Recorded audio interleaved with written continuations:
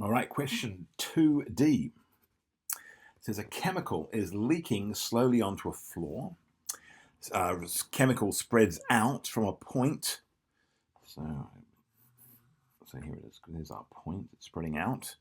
And lands in a shape modeled by a circle. This is a circle on the side. Yeah, imagine this is a pool of chemical. And here's R. Yeah, R is, of course, from the center, from the point where it's dripping onto. Very dangerous stuff. At time t, the chemical leak is noticed and given by R is equal to 0.1 t plus 2. Use calculus to find the rate of change of the area of the circle with respect to time when its radius is 10. So we want to find t when r is 10 and then find the rate of change. So if r is equal to 0.1 t plus 2 and r is 10, I'm going to subtract 2 from both sides. There it is. So 0.1 t is equal to 8. Dividing both sides by 0.1, 0.1 leaves us with t. And t is equal to 0.1, 8 divided by 0.1 is 80. It's going to be seconds. So there is our first thing. Now we've got that, we can now look at the area. Well, the area, we're told, is equal to pi r squared. But we know that r is this thing here. R is this thing here. So I'm going to substitute that. So I'll put sub r equals 0.1 t plus 2. So a is equal to pi times, and here's what I'm going to write, but I'm going to write the squared, so I'm going to write 2 of them. So times 0.1 t plus 2 times 0.1 t plus 2. And I'm going to expand all that out. So area is equal to pi times, well, 0.1 t squared is going to be 0.01 t squared. 2 times 2 is going to be plus 4. And 2 times 0.1 and another 2 times 0.1 is going to be plus 0.4t.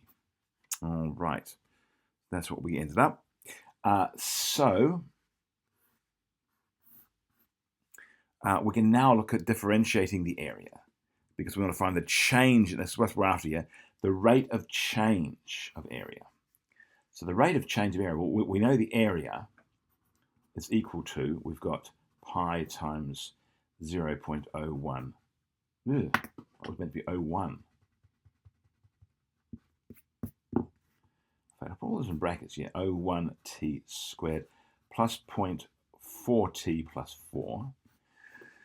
So let's go ahead and differentiate that. So we're going to differentiate area with respect to, with respect to time. There it is. So I'm going to make this into time. Here we go. So it's going to be pi is equal to, this is going to be 0.02t plus 0.4, or 0.4. There it is. And of course, it's all multiplied by pi.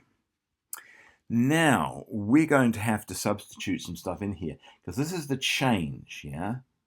And we want to find it when t is 80.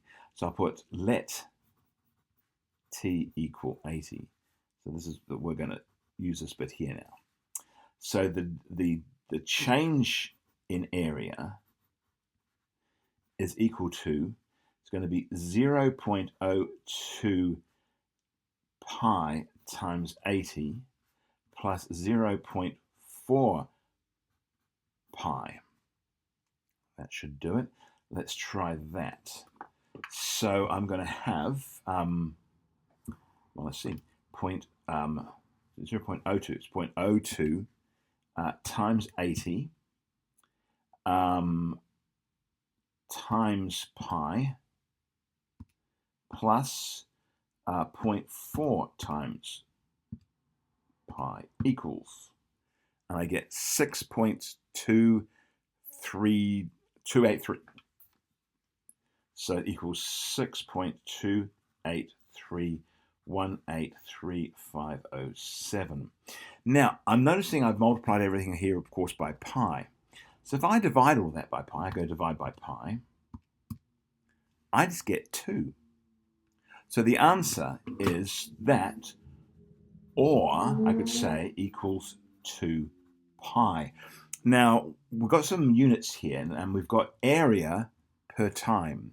Well, the area is given by, I'm noticing it's in centimeters, so it must be square centimeters, and it's going to be per time. So square centimeters per second would be the way I would write the answer.